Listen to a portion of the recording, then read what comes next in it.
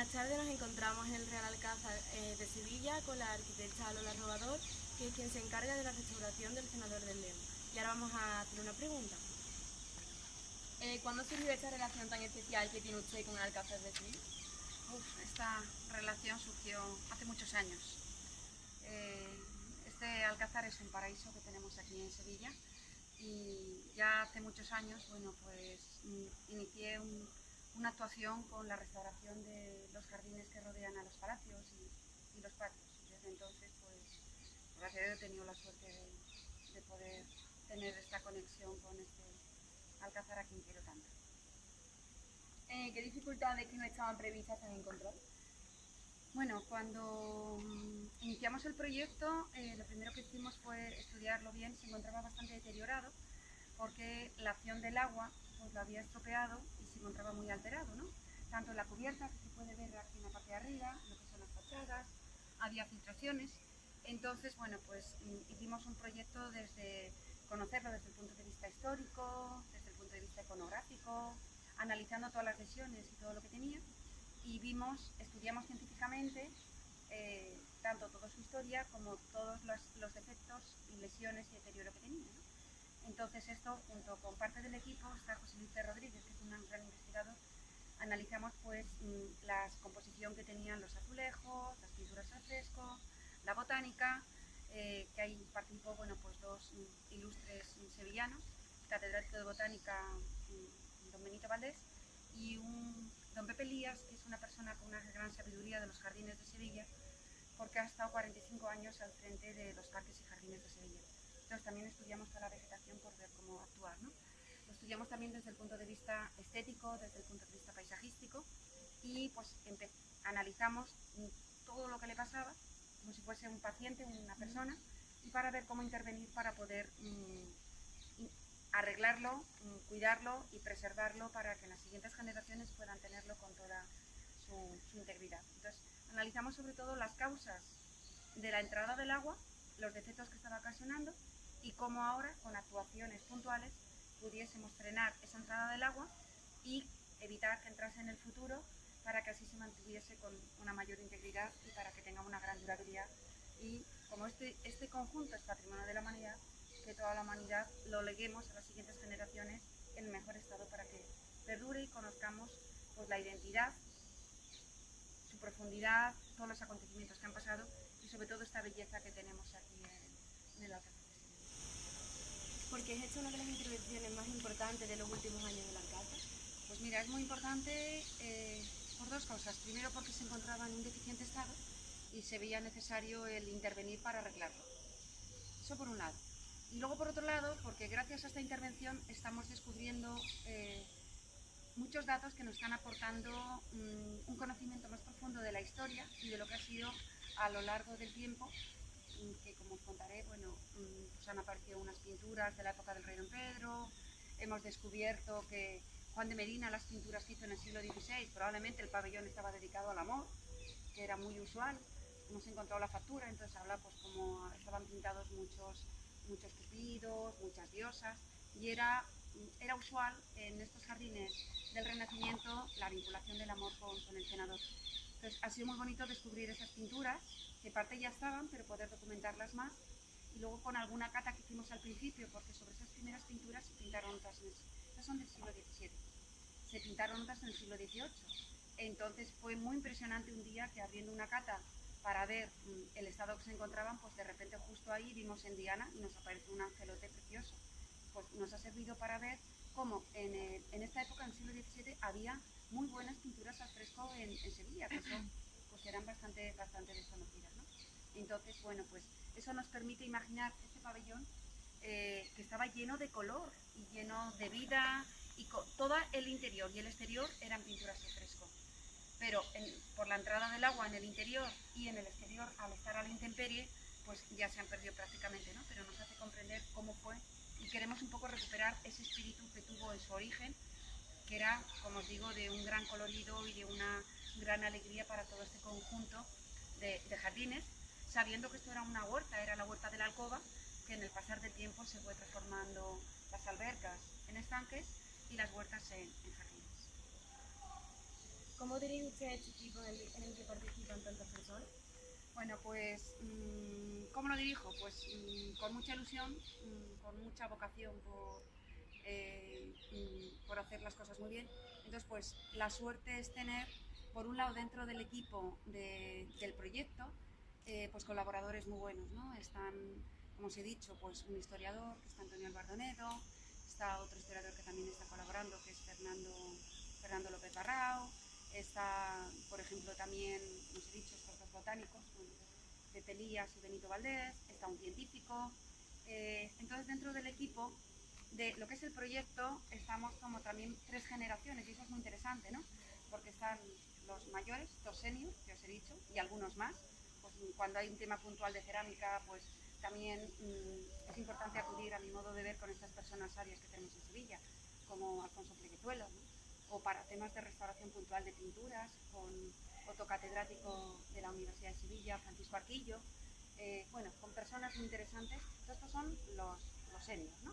Luego estamos los medios, que es casi como una edad intermedia, en el cual pues somos personas que ya tenemos una cierta experiencia y rodaje en obras y que nos enriquecemos mucho porque cualquier cuestión que surge, pues lo hablamos mucho, lo investigamos.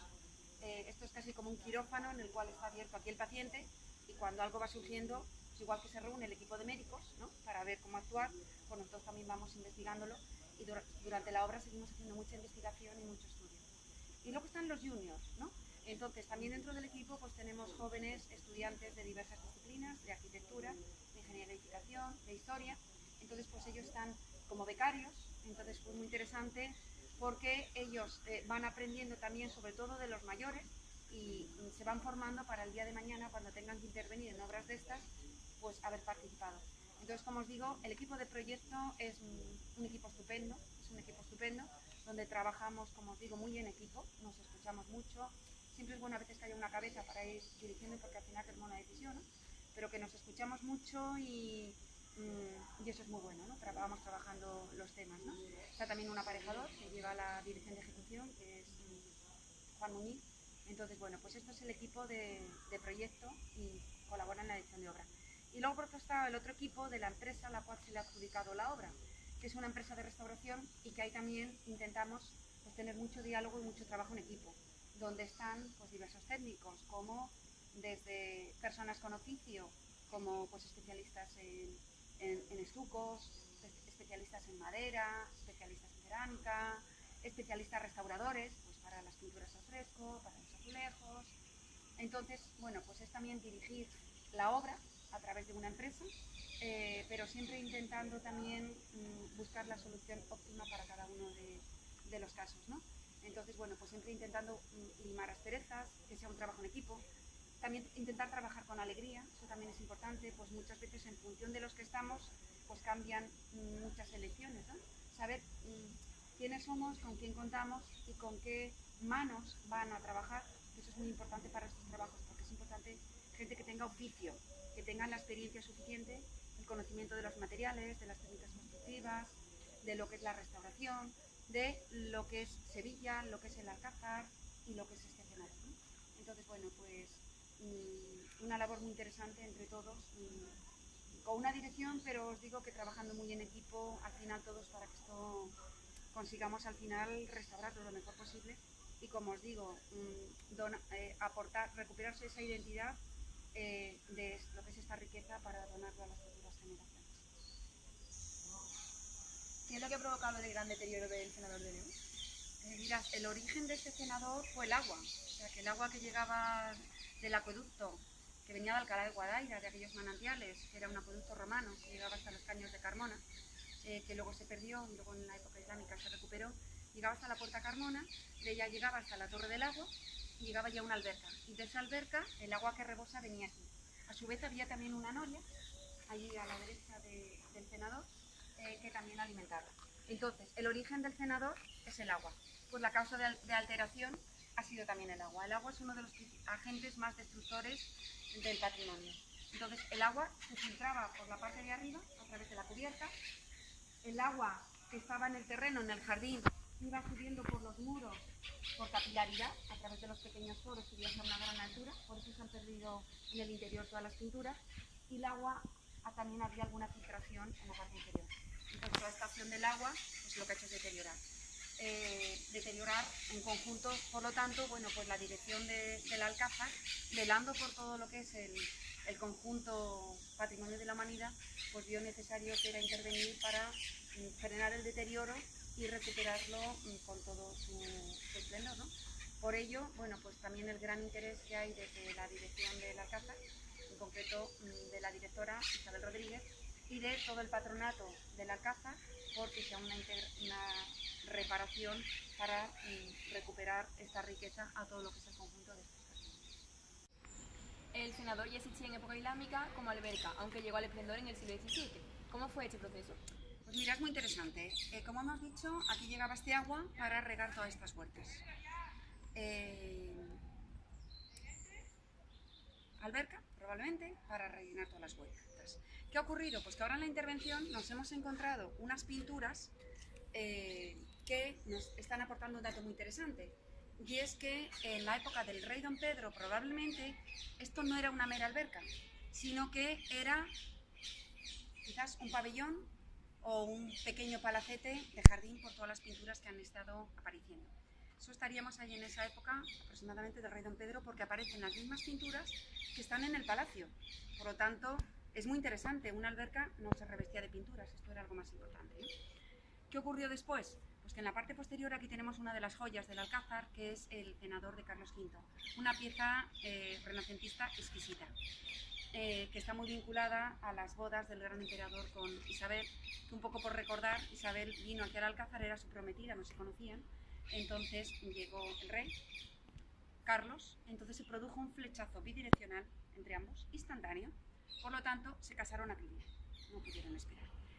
Dicen que se quisieron tanto que cuando ella murió, él no quiso volver al Alcázar porque todos eran recuerdos de ella, ¿no? Bueno, pues en este pequeño pabellón, que probablemente era una capilla dentro de las huertas de época islámica probablemente, se transforma en este bello pabellón renacentista, que como podéis ver es una cumba magníficamente revestida de azulejos, y se puede ver como parece que el jardín continúa debajo de él, ¿no? Entonces aquí, dentro de esta huerta, se transforma todo este espacio en un espacio renacentista, con todo este banco corriente. ¿Qué ocurre? Que luego estaríamos en el Renacimiento, y luego en el siglo XVI. En el siglo XVII se decide con la alberca que aquí había, y que hubo algo también interesante por lo que hemos comentado, transformarlo en un pabellón. Entonces se hace esta apertura que aquí estamos viendo, partiendo el banco, o sea que es muy interesante este diálogo que hay aquí entre el Renacimiento y la época posterior, y se le encarga probablemente a Orihuela, tú aquí tienes el casco de él, no está datado, no tenemos un documento, pero a él se le ha atribuido siempre. Entonces él probablemente, cuando estaba aquí de alcaide el conde duque de Olivares, él le encargan este pabellón y otro pabellón que estaba en la Noria, del cual se ha perdido. Entonces le encargan este bellísimo pabellón, por lo tanto estaríamos hablando del siglo XVII, y también las pinturas que lo decoraban en el interior y el exterior a Juan de Medina, de las cuales conservamos algunas en el interior. Tenemos toda esa riqueza de pinturas en el interior, e imaginaros la belleza que esto tuvo con todo pinturas al fresco en el exterior. También Juan de Medina hace el dibujo de cómo iban a ser los azulejos que están en el interior, y en el taller de Valladares, un taller muy bueno de la época, pasan esos dibujos a azulejos. Entonces allí en el interior del pabellón quedan los restos, que lo estamos restaurando, de esa belleza que hay en el interior. Luego ya posteriormente, en el siglo XVIII, se cubren con otras pinturas, ¿no? Y luego con el pasar del tiempo pues se van haciendo pequeñas actuaciones que las vamos viendo dentro de todo lo que es el conjunto. Por lo tanto, aquí tenemos una posible alberca, vemos que esta no es la primera, hubo otra porque el suelo estaba un poquito más bajo cuando hemos arreglado todos estos ámbitos, lo hemos visto, hasta definitivamente esta, con una imagen, ahora mismo, como os digo, se ve en plena obra, ¿no? Pero cuando termine pues esperemos que esto esté bellísimo, ¿no? Pero imaginaros todo colorido, con esta fuente, con este espacio del siglo XVII, luego con pequeñas actuaciones en el siglo XVIII y posteriores. ¿Qué nos puede decir sobre las pinturas que adornan el cenador? ¿Se recuperará la pintura plenamente en esta intervención? Bueno, plenamente aquí lo que tenemos es una superposición de capas, entonces ni tampoco habría que recuperarlas íntegramente, porque nos encontramos con unas zonas donde se ha perdido todo. En otras zonas donde queda visto, allá al final, las pinturas de Juan de Medina. y ya en la parte superior una superposición de otras pinturas del siglo XVIII, que también tienen su valor, ¿no? Entonces, ¿qué ocurre? Que a la hora de intervenir tampoco podemos quitar las capas últimas para coger la primera, porque la historia se va haciendo en el tiempo y son páginas de la historia. Entonces, lo que estamos haciendo pues es recuperando todo lo que actualmente tenemos para que permita una lectura de las diversas épocas, consolidándolo, fijándolo y salvaguardándolo para que perdure. ¿Cómo se evitará que las palomas sigan deteriorando el recinto? Lo que vamos a hacer es utilizar varios sistemas en las partes donde se suelen posar. Principalmente van a ser en dos sitios, ¿no? En unos frontones y en una de las cornisas. Entonces vamos a combinar distintos sistemas. Uno va a ser mediante unos pinchos que impiden que se aniden, y en el anillo es como un pequeño cable que tiene una pequeña corriente, que si la paloma se posa le da como un pequeño susto y la paloma pues allí no vuelve. O sea que vamos a combinar, como te digo, varios sistemas. ¿Se podrá ver las obras durante la restauración? Sí, por supuesto, ya se lleva viendo. Desde el principio, por parte de la directora actual, pues se está promoviendo mucho, y a partir de una parte del Alcázar, que dirijo, o sea que tanto Isabel Rodríguez como Manuel Hurtado, dentro de todo lo que es difusión. Entonces estamos teniendo muchas visitas. El sábado pasado, por ejemplo, vinieron 2 grupos, que la gente se puede apuntar a partir de la página web que aparecen las convocatorias.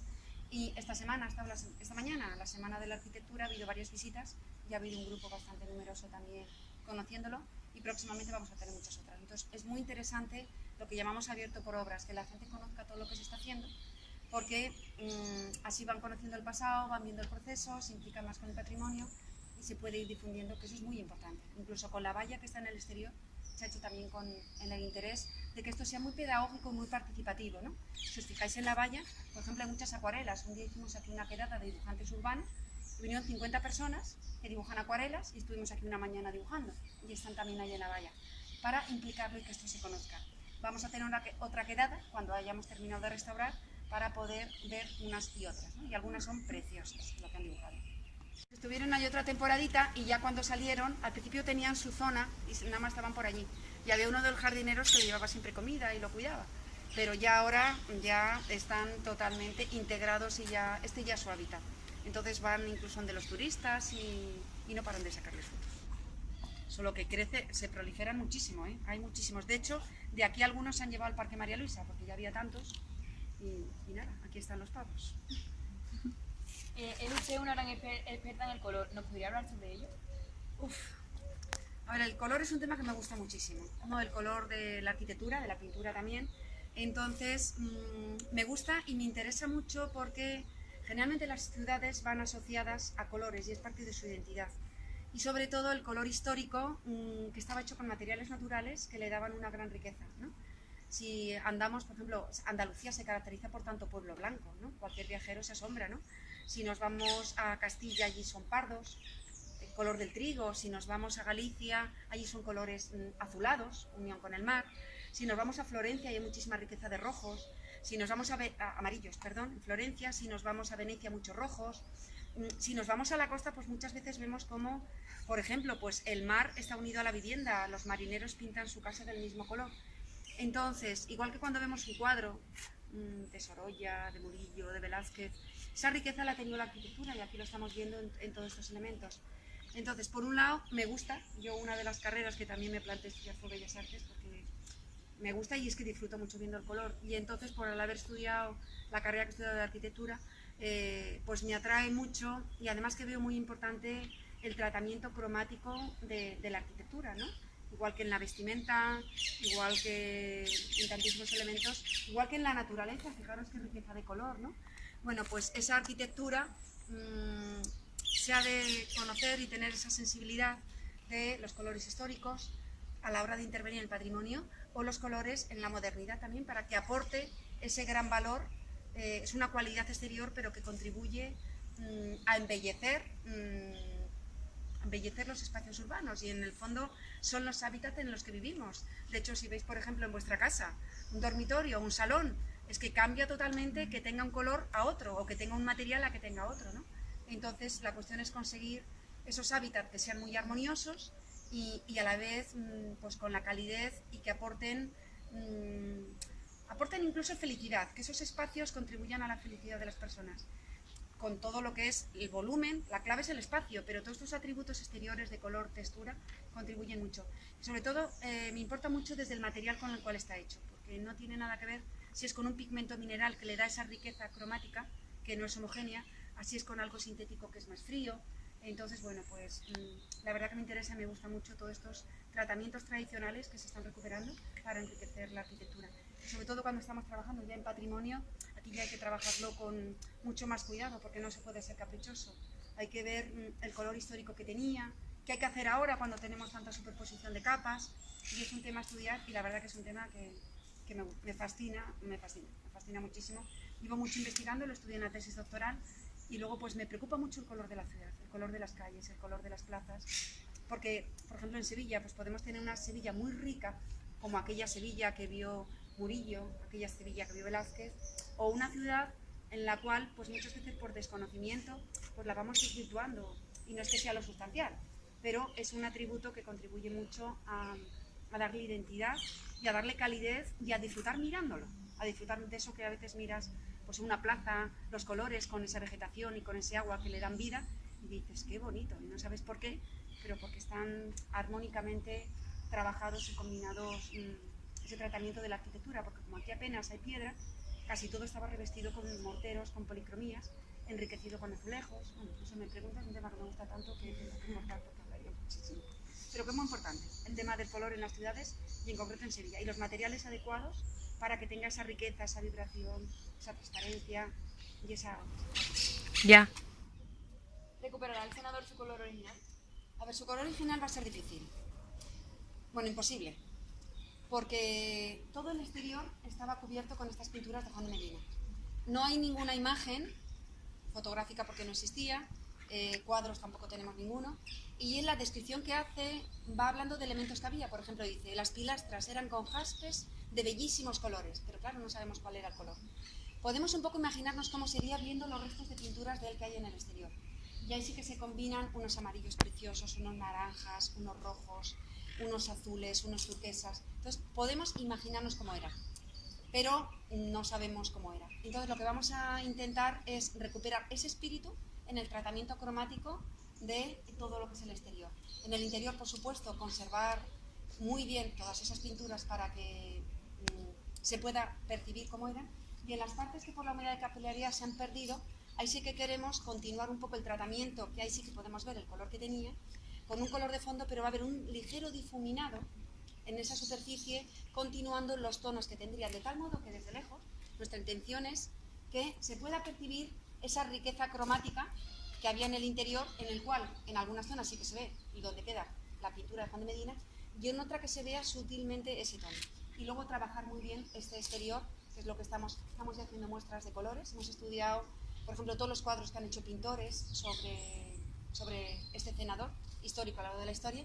Entonces, desde el texto de Juan de Medina, que nos da una aportación, más todos esos cuadros de pintores, que algunos son grandísimos artistas, con todo ello estamos estudiando muy bien cromáticamente hoy este cenador, sabiendo que tiene que ser armónico también con todo el conjunto, ¿no? Entonces ya estamos haciendo muestras, ahora si quieres puedes ver una allí en la parte de la izquierda, y estamos pues trabajándolo para intentar, eso es nuestro objetivo, que quede precioso. No va a poder ser como fue en su origen, pero hoy a ver qué podemos hacer para que un poco sea un testimonio de lo que orientativo de esta riqueza con colores muy cálidos. Eso sí, sabemos que eran colores muy cálidos al analizar todos los que tenemos en el interior. ¿Qué especies botánicas se integrarán en el monumento? Mira, cuando se restaura un jardín histórico hay que cuidar varios aspectos. Uno, ser fiel al origen. Otro, valorar los aportes, porque esto pensad que son jardines que se han ido superponiendo en la historia y se han ido adaptando a la ciudad, ¿no? Eliminar las disonancias y también ser coherentes con la época que nos ha tocado vivir. Entonces, lo que hemos hecho, la parte del jardín va a ser pequeñita, porque esta parte de aquí atrás, pero lo que vamos a hacer es trabajar con las especies que son del jardín. Mirad, por ejemplo, aquí está este árbol que es precioso, que es una chorisia especiosa. Es un árbol que florece ahora en otoño, que ahí se mantiene, y las palmeras. Se incorporaron recientemente las cañas de bambú, que fijad qué conjunto paisajístico más interesante.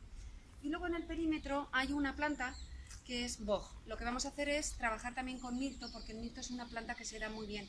El boj se da muy bien en los jardines históricos más primitivos, en los hispano-musulmanes está. Pero es una planta que necesita mucha humedad, es una planta que se da muy bien en Asturias, en Cantabria, pero aquí no tanto. Y luego se va a cubrir todo con lirias. Entonces, bueno, pues al final va a resultar un conjunto pues bastante interesante, ¿no? Y como os he dicho, también están participando dos grandes expertos en botánica. Entonces, bueno, pues esperemos que al final el jardín quede muy bien. ¿Fue usted la primera que trajo pavos reales al Alcázar? Pues sí, cuando estaba restaurando todos los jardines de aquí y un patio, cuando uno trabaja con jardines históricos, que he intentado a lo largo de mi vida conocer muchos y ver mucho de ellos, el pavo real siempre está por todo el colorido que aporta. Entonces en aquel momento yo pensé, digo, estaría muy bien que haya pavos reales en el Alcázar. Se lo sugerí en aquel momento al que era el director del Alcázar, le pareció muy buena idea, entonces pues investigué dónde se podían conseguir y al final vinieron de Cáceres. Localicé una familia que los tenían en su campo, pero porque les gustaba, ¿no? Entonces le di la sugerencia de si querían donar al Alcázar una parejita de pavos. Entonces, bueno, pues vinieron elegantemente aquí, hubo que acoplar una gran jaula, porque claro, acostumbrados a vivir en el campo aquí no se hallaban, ¿no? Pero ya las siguientes generaciones están encantadas. Y desde luego cuando se les ve por ahí la gente no paran de sacar fotos. Y cuando abren toda su cola es que es espectacular. Bueno, pues muchas gracias por habernos atendido, por habernos explicado tan bien y por habernos dado un poco de tiempo. Bueno, yo doy las gracias a vosotras y a vuestros profesores, porque la verdad que se ve que os están formando muy bien. Las preguntas han sido, la verdad, que muy interesantes y creo que es muy importante en todo lo que es la educación y la formación que haya esta conexión con el patrimonio, con salir al exterior, con tener esta visión tan conjunta. Así que yo realmente os felicito a vosotras y nada, desearos que os vaya muy bien en toda vuestra formación, que seáis felices luego en el futuro, Gracias. personal y profesionalmente. Muchas gracias.